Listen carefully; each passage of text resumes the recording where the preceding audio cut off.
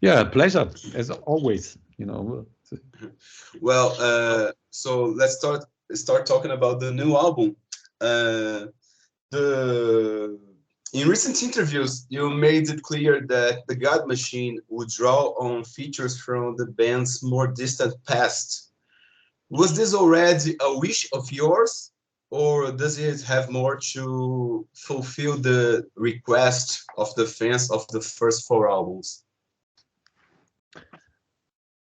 Uh, I think that there probably is a sort of misunderstanding.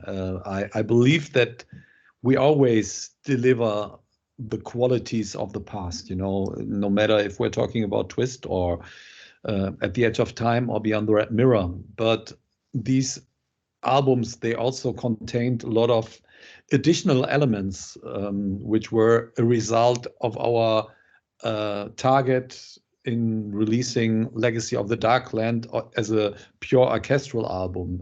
And we carried this album along with us for almost 20 years. And it had an impact on the Blind Guardian album. So after releasing Legacy of the Darklands, we were free to really go into any direction. And because of, the experience we have made with the orchestra, there was no need to go this direction any further. And therefore, we got rid of all that additional pounds and just focused on the main qualities of the protagonists in the band. And that is what I'm always trying to say. We really focused on the band. And with this, of course, the qualities of the 90s and even the qualities of the 80s become more prominent. They have been on each and every album because they're part of our history and they are part of our character. So we cannot leave them out completely. But they are more prominent on this one. I have not really recognized criticism on any of the albums we have done. I know that there are people who are more into the old stuff, but there are also people who are more into the material we did ever since Nightfall in Middle Earth or Night at the Opera. The ones who are into this music, they also appreciate what we have done before. The ones who are, let's say, focused on our aggressive speed metal biography, they may have bigger issues in listening to an album like Beyond the Red Mirror, for example. But all in all of our albums have been received very well, and they all are high quality. I don't think that we have to keep our focus on what we have done in the past to please people. We do what pleases us, and with this, we hope that this will attract old and new fans. And I have had the strong impression after we finished the God Machine that with the God Machine we pretty much would reach everyone. The God Machine is more direct and less detailed compared to the most recent albums. Can it be said that because of this, the God Machine was easier to assemble? It was easier to assemble because we had a clear vision. Where this did come from, I do not know, and we share that. We have shared this vision. I believe with each and every album, the band members have a vision of what the album is supposed to be, and sometimes this goes different directions within the members. And with the God Machine, this has not been the case. So we had a very good starting point here, and we up from that point on, we followed up. So whatever happened was a blind agreement in between all the members and the ones involved, like Charlie Bauerfeind or Tommy Geiger, and whoever brought an input in made sure that this would be valuable for the whole album. This sometimes is a bit different than you throw in many ideas and some stay and they may not fit, and you probably would have done better if you stick to the origin. Here we stick to the origin and just added stuff if we really felt it was necessary. Saying that, the album is very rich and it is very complex, but because everything is designed into one direction, it does not appear so demanding than other stuff. And as said, when talking about an album like Beyond the Red Mirror, for example, we've added so many orchestral elements during the production to make that the album who gives you an idea what Legacy of the Dark Lands would be about, and that was not always for the better of the songs, and therefore it was also difficult to weave this stuff into the production, and we have not had any of these issues when we worked on the God Machine. Speaking of production, in what ways has the pandemic influenced both the writing and the making of the God Machine? It has given us a bit more time for the songwriting, because we were developed really far when the pandemic started in early 2020. And this was the time when we were considering starting pre-production and production anyway. But with the knowing that the pandemic would probably last a little longer, we have had some additional time in the studio, and we have had some headroom in between recording periods, and therefore came up with a song like Damnation, for example. So it helped us in creating one more song which really fit into the context. Otherwise, we would have taken another song which probably would not have been as beneficial for the album as Damnation is. So that was an advantage. There were no advantages with regard to the pandemic because we lost time at the very end, and we are still losing time. But in terms of, not having anything else to do in the time because everything was forbidden, we could spend all the time in the studio in creating the album. And of course, the situation was so frustrating. I think it gave that extra inch of aggression, that extra crunch to everything. I believe that this has been an influence for everyone, because you couldn't avoid the pandemic. Wherever you went and wherever your mindset was, somehow it was related to the whole thing. So it certainly had an impact on my performance. I can say that with guarantee. Another aspect that draws attention is the cover art.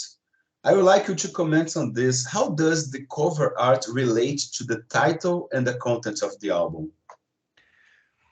Peter Morbacher is known for his art with regard to angels and guardian-like creatures, and they are all ethereal. They are all somehow,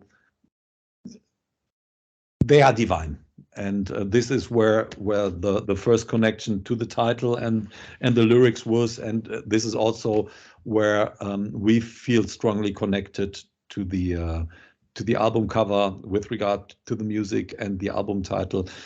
The God Machine stands for, on one hand, for creation, for the fiat creation, for the creation out of nothingness. And that goes for our music as well. There is that particular moment where an idea occurs in our minds or in our souls, and this needs to be expressed. And I have no idea where this comes from, and if it's an origin, coming out of my creativity, so I am the god of it, or if I'm just the tool.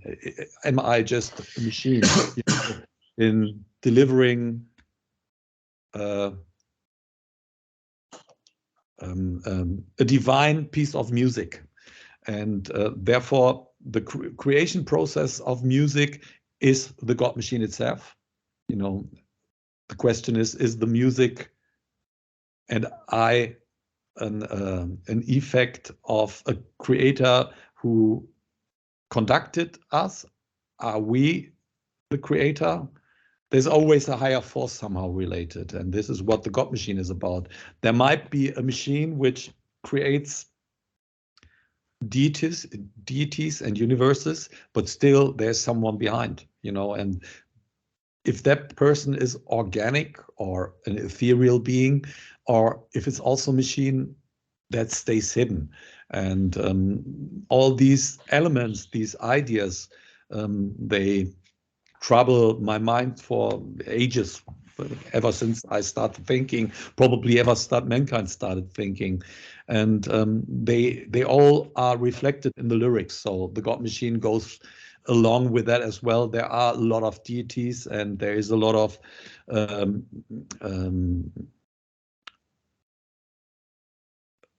creation process in the storytelling, you know, like Life Beyond the Spheres, for example, is about creation in general. It's a sort of Big Bang theory, but in a religious way, like the Genesis is. And it just tells the moment of creation and the aspects related to it. The lyrics of Deliverance from Evil quote several women's names: Abigail, Sarah, Bridget, Alice, Martha. Could you please explain those references? Well, they are historical figures from the witch trials in Salem, in New England, in I think it's the 70s, early 17th century. Who was the Pilgrims, which, you know, had these trials back in the days in North America. But that the song, the music, or the lyrics, they are inspired by Arthur Miller's Crucible, and there it also has a higher ideological, philosophical approach in, you know, indicating this ongoing witch hunting, be it political or be it, you know, sexual, whatever. I mean, it doesn't matter.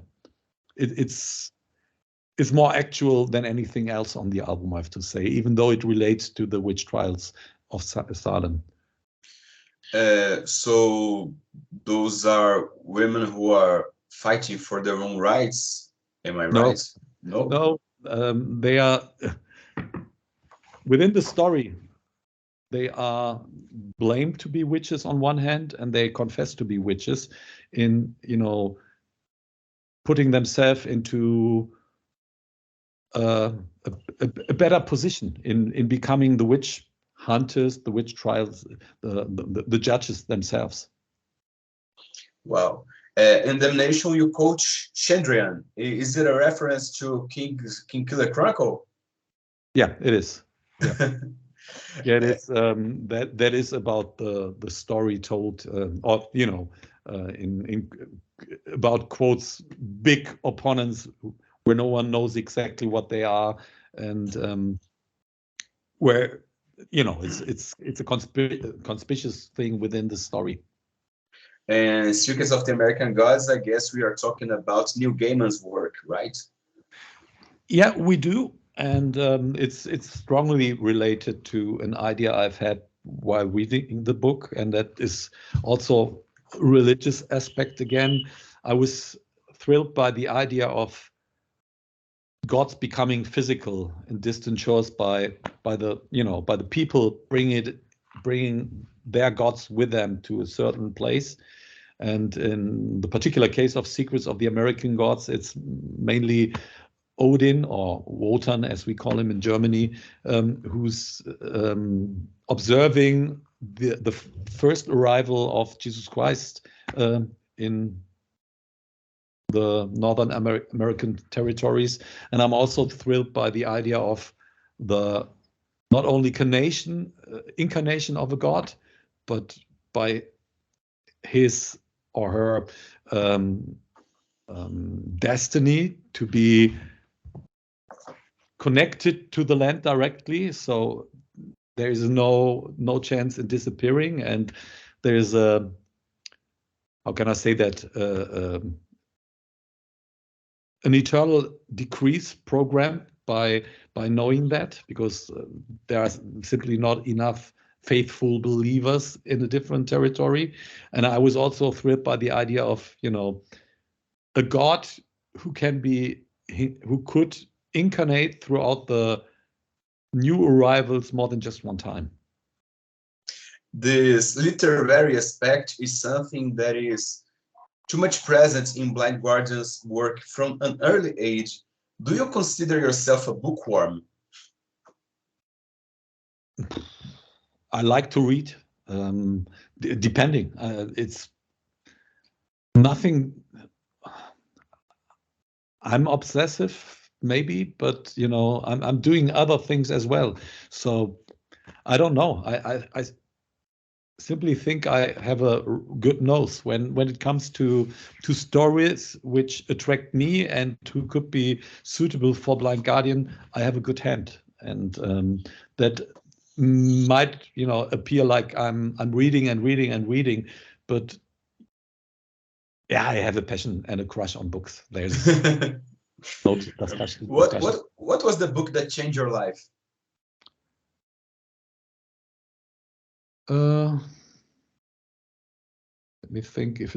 I think it was The Lord of the Rings. I think it was The Lord of the Rings. Yeah, maybe the. I was hoping you would answer this. Well, it's been a while since you've addressed Tolkien's universe in your lyrics. The last one, if I'm not mistaken, was Lunar Lament on the second Demons and Wizards album, right? On the Demons and Wizards album, there was Seize the Day was partly related to it, but that was more because John wanted it to go into that direction, but I kept it very open. It holds many references to many stories. It was not clearly Lord of the Rings, but yeah, there was a bit of involvement of Lord of the Rings on Touched by the Crimson King. Will we have more lyrics, more Tolkien-related lyrics like this in the future? Depending on the music, always. As said, in Seize the Day was more John's suggestion, and I tweaked it into the direction, but I did not directly refer this one to the Lord of the Rings. I believe if the music speaks a Tolkien language, yes, then I at least would go for one song. If we do an album which has this handwriting throughout the whole album, I cannot see that at the moment. Nothing is impossible, but our mindsets are completely different, and I would be surprised to find an album which has that medievalish Celtic handwriting throughout the whole songs. No more Demons and Wizards albums, right? There will be no more Demons and Wizards albums. Okay. Many artists and bands have been venturing into comic book universe, releasing graphic novels inspired by some of their most iconic albums. King Diamond did it with Abigail, and Trax did it with Among the Living, and even Brazilian Angra did it with Temple of Shadows album. Does it cross your mind to do that with some Blind Guardian album? No, not at the moment. I'm almost confident, at least for the next 10 years, it will be individual songs, and therefore no conceptual albums or anything. We did, you know, all that stuff for the last years. But if you could pick an album you already released to adapt into a graphic novel or a comic book, considering the story, the plot, which album would it be? I think Beyond the Red Mirror, because that has a very strong storytelling. It has the connection to imaginations from the other side. It is an Arthurian epic, and the Arthurian epic is also connected closely to The Dark Tower by Stephen King. The other way around. Dark Towers, the Stephen King story is related to the Arthurian epic, and so is Beyond the Red Mirror. So it's easier for me to have these images in mind. And I know that Felipe Machado back in the days already started drawing some stuff, which I felt was spectacular. He just couldn't make it in time. So that technically would be, yeah, there would be the option to do so, but as said, right at the moment, I don't feel like it. 2022 marks both the 30 years of Somewhere Far Beyond and 20 years of A Night at the Opera. Could you talk a little bit about these two albums? About what? About okay. Yeah, Somewhere Far Beyond and A Night at the Opera. Yeah, it's interesting to see that they both have an anniversary, because I haven't thought about A Night at the Opera anniversary so far. I just recognize it now because you said it. Somewhere Far Beyond is a so beloved album by, you know, the majority of Blind Guardian fans. And we celebrated it this year, which accidentally happened because of the pandemic and because of the postponing of the shows, because we were intending to do the anniversary in 2021 and then release a sort of anniversary album of Somewhere Far Beyond in 2022. But in these days, everything is mixed up. So we literally toured with the 30th anniversary, and that was great fun. It was a great pleasure to play the whole album. And like Imaginations from the other side, this is an album playable for the band, and yeah, it attracted the people a lot. We just finished the German shows some weeks ago, and it was a great blast. And everything with regard to Somewhere Far Beyond is, yeah, in my recollection, amazing. It was such an interesting time for us, because we were an up and coming band back in 1992, and we've made our first international steps with regard to our career, and therefore it is considered to be a classical. And after playing this album so many times, I have to say I easily understand why this album is finding so much love amongst Blind Guardian fans. And it's an album which certainly belongs to the 90s, and we would not do it this way nowadays, but it still has full attraction to people. It hasn't lacked anything. It's a very entertaining, very narrative album with yeah, high quality, but still easy listening. And that's the difference to A Night at the Opera. A Night at the Opera is higher quality. It's like, you know, Somewhere Far Beyond has been done by kids for kids, and A Night at the Opera is an album done by grown-ups for grown-ups, I have to say. It's an amazing album. It was a very difficult production, because the expectations after Nightfall in Middle-earth were so big, and we had so many ideas for the album, and they all needed to be realized or accomplished in the time given. We were really fighting to make that album as progressive and as impressive as it is nowadays. But with the progression and with the impressive delivering of music comes, yeah, less entertainment, to say so. I think people will really have to listen to the album to embrace it fully, and cannot just, you know, relate to it loosely. You really have to dig into the album, and that's the difference to Somewhere Far Beyond. Somewhere Far Beyond speaks a fan language, while A Night at the Opera speaks a more sophisticated language. It's A Night at the Opera is maybe, I think it's a top 3 intense album of Blind Guardian. It's far heavier in any way in comparison to Somewhere Far Beyond, but also to most of our other albums. There's maybe God Machine and there's maybe Imaginations, which has the same strength and intensity, but because of its complexity, it's more difficult to appreciate that for people than it is the case for Imaginations or the God Machine. we have to celebrate an anniversary of it. We go for the 25th since we neglect the 20th. Problem is, most of the songs are still very difficult to play. We can play a few, but if we went for a night at the opera tour like we did now for Somewhere Far Beyond, we would have to do a lot of rehearsals. We would have to do a lot of tricks to make that happen. For you, what was and is Blind Guardian's great contribution to heavy metal? I think it's an ongoing process.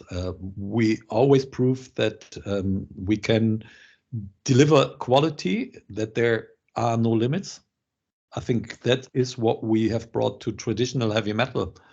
It is a wide field, and it does not have to be only related to the perspective of the 80s and the qualities brought in by the 80s, but is an ongoing thing, and so is Blind Guardian. I also believe that the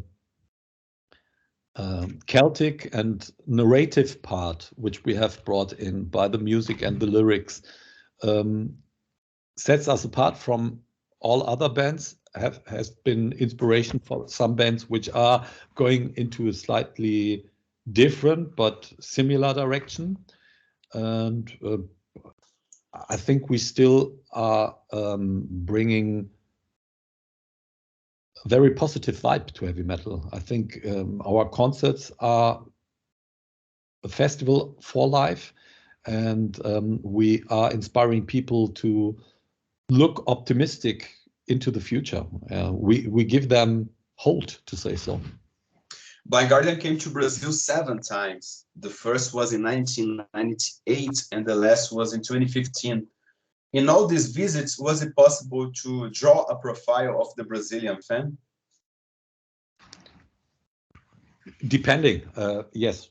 I mean, what we always receive in full-blown manner is the concert itself, of course. And there's a lot of fire, I have to say. There's a lot of hard-blooded dedication, hot-blooded and hard-blooded. Hot-blooded dedication to Blind Guardian and to our music wherever we play. Of course, I recall a show in 2002 in Sao Paulo when, you know, we went on stage with Alex Holzwart on drums, and the audience was singing so loud we couldn't hear anything of our monitor systems. We have in-ear monitoring, so that's an act of impossibility that will always stay in my mind as a physical impossibility still happening. And apart from that, yeah, we are known for, you know, going out and enjoying a big party or a big meal. And of course, we did that with fans. We met a lot of fans. We have always been hosted very nicely and warmed by no matter with whom promoter we were coming. And of course, they did not only promote the shows and did not only organize the shows, but also made sure that we saw something of the country. So we have seen a bit of Brazil. As you know, Marcos is married to Mirtes, a girl from Brazil, and yeah, there is a very strong connection. Whenever Blind Guardian plays Valhalla, the fans keep singing the chorus until they can't sing it anymore. In the last show in Brazil, the chorus was sung almost 30 times. Can you tell me the record for the number of times fans sang the chorus of Valhalla at a concert? I do not know. I do not know because it's an extension which we conduct, of course, while the music is playing. But there were incidents where people picked it up after we finished the music. And therefore, at that point, it's sometimes impossible for us to stop the audience because it would be impolite. And I don't know. 30 is a pretty good record. But I suppose there were shows where it might have happened more often. It's a blast. It's real fun. We conducted it a bit different on the run of shows we have had, and yeah, I'm excited to see what is happening when we come back to Brazil. Can it be said that with the band you achieved much more than you ever dreamed of? No, not at all. We really expected us to be superstars back in 1988, and we expected that to happen within 12 months, and we expected that to happen in the size of Metallica and Guns N' Roses, and we have never achieved that. So I have to be fair here. We're very grateful for the reactions we get, and we're very grateful for the success we're having. But to say so, we're still aiming for more. And my last question, a person wants to listen to Blind Guardian but doesn't know which record or song to start with. What would your recommendation be? Time Stands Still and Nightfall in Middle Earth. And what's your message for the Brazilian fans? Your wait and your patience are beyond imaginations, but it will pay off. Next year is the Blind Guardian year in Brazil and in South America. You may see us more often, I would imagine. So is Blind Guardian coming to Brazil? Blind Guardian is coming to Brazil, I think, more than once. In April? That is an option. I won't say that's definitely carved into stone already, but April is a great time for Brazil. Okay, so let's wait for news to come. Hansi, thank you so much. I will finish this interview by asking you to put horns up for the print screen. Thank you so much, man. Hope you enjoyed this conversation, and hope to see you soon in Brazil. Yeah, you can be sure. I think April 29th, and from what I saw in November, we will come to South America. Oh, that's great to hear. Thank you so much, man. Bye-bye. Great to know. Take care. Have a good one, Macho. Bye.